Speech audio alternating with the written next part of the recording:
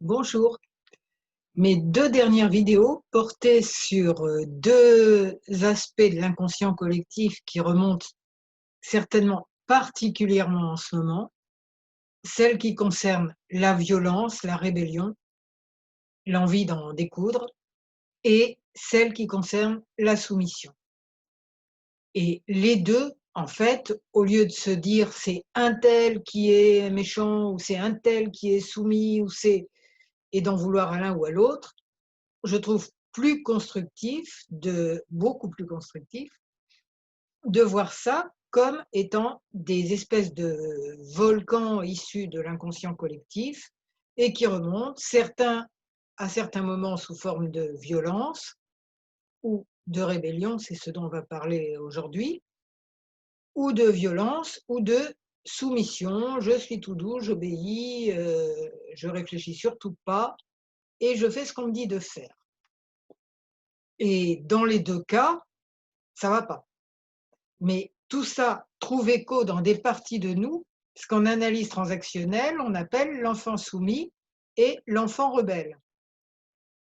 D'accord? Quand on est, en principe, si on ne s'est pas trop esquinté avec déjà la période fœtale où il se passe plein de choses quand même, plus les vies précédentes, on arrive en étant relativement dans ce qu'en analyse transactionnelle aussi, on appelle l'enfant libre, c'est-à-dire plutôt bien connecté avec notre capacité d'amour universel, avec notre sagesse intérieure, avec le meilleur de nous-mêmes. Et puis, petit à petit, on obéit à papa, maman, on fait les choses comme on nous dit de faire et on développe la partie de nous les parties de nous qu'on peut appeler l'enfant soumis. Puis, on en a marre d'être soumis et on développe aussi l'enfant rebelle. Alors, l'enfant soumis, c'est celui qui dit toujours oui, l'enfant rebelle, c'est celui qui dit toujours non. C'est vraiment les deux faces d'une même pièce. Mais dans les deux cas, on n'est pas ni dans l'enfant libre, pour reprendre ces termes, ni dans notre sagesse intérieure, ni dans l'intelligence du cœur, ni dans le rayonnement du cœur. On est juste dans deux parties de nous qui se bagarrent. Et qu'est-ce qu'on fait quand ça se bagarre trop à l'intérieur et qu'on voudrait rejoindre le centre, la voie du milieu qui pourrait s'appeler la voie du centre, de notre centre intérieur, eh bien on va faire un protocole EFT.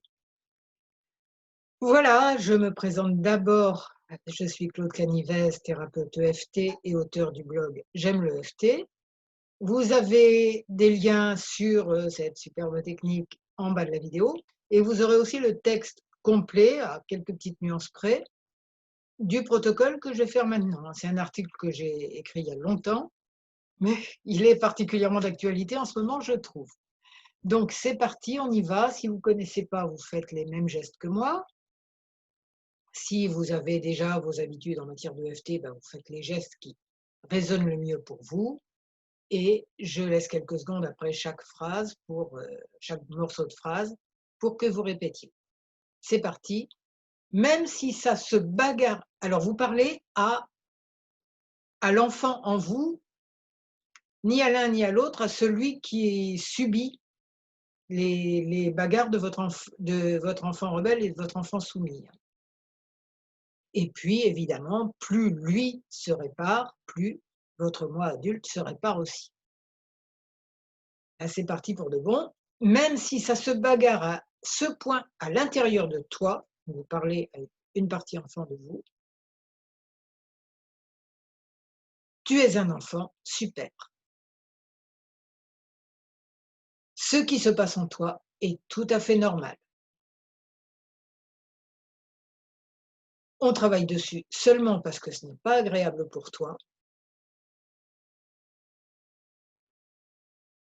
Et tu es en train de le guérir. Et ça te fera récupérer beaucoup d'énergie et de joie de vivre. Même si ça se bagarre à ce point à l'intérieur de toi. Tu es un enfant super. Et ce conflit douloureux est en train de s'apaiser. Imagine à quel point ta vie sera plus simple quand ces parties de toi seront enfin réconciliées, au moins sur le sujet du moment. Même si ça se bagarre à ce point à l'intérieur de toi, et si ça fait longtemps que ça dure, je t'assure que cette réconciliation est possible. Tout est en train de se détendre et de s'apaiser en toi. Et tu vas bientôt te sentir vraiment mieux. L'enfant rebelle, il dit: «Je ne veux pas de cette situation» ou encore: «Je ne veux pas faire cette action. Je ne veux pas, non. Et puis si vous m'obligez, je vais faire la gueule et je vais tout faire de travers, non. Ça vous fera les pieds, non. Voilà». Et là, l'enfant soumis répond: «Mais t'es fou! On ne va avoir que des ennuis avec tes bêtises. Tu vas nous mettre dans les problèmes jusqu'au cou». Ah, là, je fais sous les bras, ensuite ça sera sous les seins. Je stimule des points d'acupuncture. L'enfant rebelle répond: «Mais tais-toi, tu as peur de tout. Tu es lâche, tu es nul. Tu es une vraie serpillière. C'est pas avec des gens comme toi que le monde peut avancer. Tu dis amen à tout. Tu ne penses même pas par toi-même. Tout ce que tu sais faire, c'est obéir. Tu es en dessous de tout. Écrase-toi. Tu ne sais faire que ça de toute façon. Moi, je suis fort. Moi, je suis libre». Tu parles. Et toi, tu es faible. Ouais, il n'y en a peut-être pas un pour relever l'autre. Peut-être qu'ils sont juste des robots programmés depuis la petite enfance. Entre celui qui dit toujours oui et celui qui dit toujours non.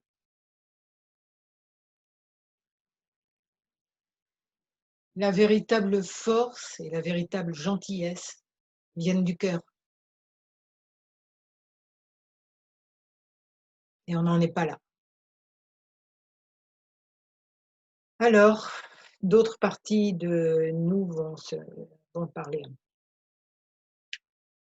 En réalité, les enfants rebelles et soumis, vous avez peur tous les deux. Vous êtes deux frères siamois qui se battent. Vous êtes deux faces d'une même pièce de monnaie. Vous exprimez différemment la même peur. Mais vous êtes chacun quelqu'un de bien. Vous avez vos raisons d'être ce que vous êtes. Nous sommes tous bien plus que ce que nous croyons être. Je ne veux plus assister à votre match comme on regarde un match de tennis. Un coup d'œil à droite, un coup d'œil à gauche, en attendant que quelqu'un gagne. À votre match, personne ne gagne. Et j'y perds du temps, de l'énergie et de l'efficacité. Et vous ne triompherez ni l'un ni l'autre, puisque vous n'existez qu'à travers la même peur. Vous êtes indissociables et vous n'êtes pas la solution à mon problème actuel. Merci de m'avoir protégé avant, il y a longtemps. Merci d'être les solutions qu'un moi plus jeune avait trouvées et qui l'ont réellement protégé tant bien que mal. Merci aussi de changer pour m'aider maintenant, pour devenir de plus en plus un canal pour ma sagesse intérieure, de renforcer ce canal, de ne plus être un obstacle qui le bouche. Ma sagesse intérieure a la solution maintenant et elle l'a toujours eu. Et ma façon de la lui demander, c'est de visualiser cette solution. Par exemple, ma paix intérieure par rapport à la situation. D'imaginer que j'ai trouvé cette solution, cette sérénité. D'imaginer que je puisse être quelqu'un d'apaisant dans tout le tumulte actuel. Et tout cela, ça sera pour mon plus grand bien et pour le plus grand bien de tous. Voilà, j'espère que ça aura contribué à apaiser certaines parties de vous, hein. Ça peut concerner la situation actuelle, ça peut concerner absolument n'importe quel aspect de votre vie, hein. Donc vous pouvez le refaire par rapport à plein de sujets qui grincent, qui sont difficiles. Et c'est important de repérer leurs discussions ou de repérer quand vous croyez avoir raison, «C'est moi qui ai raison», c'est vous êtes très probablement dans l'enfant rebelle. Si vous croyez que c'est les autres qui ont raison et qu'il faut faire comme ils disent sans se poser de questions, vous êtes dans l'enfant soumis. Mais votre sagesse intérieure, elle cherche pas à avoir raison, elle cherche à être, heureuse.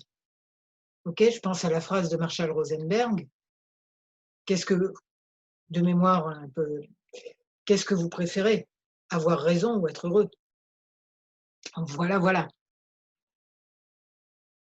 Et il ne s'agit pas non plus d'avoir tort et d'être heureux, hein. C'est pas non plus être un imbécile heureux plutôt qu'un Socrate mécontent. Je ne sais pas qui a dit ça encore. Non plus. Être heureux, être juste, être, dans notre connexion avec l'univers, pour le plus grand bien de tous et le vôtre.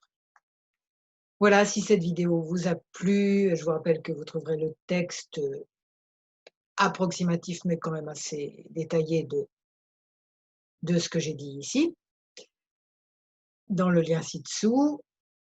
Et je vous souhaite beaucoup de bonheur. Je vous remercie. Ah oui, et j'oubliais, si vous avez aimé, vous mettez un j'aime, vous vous abonnez à ma chaîne YouTube, vous transmettez, parce que là, des enfants soumis et des enfants rebelles, il y en a plein les rues en ce moment, ils se regardent tous de travers. Donc vous transmettez un maximum pour un peu plus de paix dans le monde et à l'intérieur de chacun de nous. Et aussi, vous vous inscrivez à ma newsletter de mon blog qui s'appelle J'aime le FT. Je vous remercie.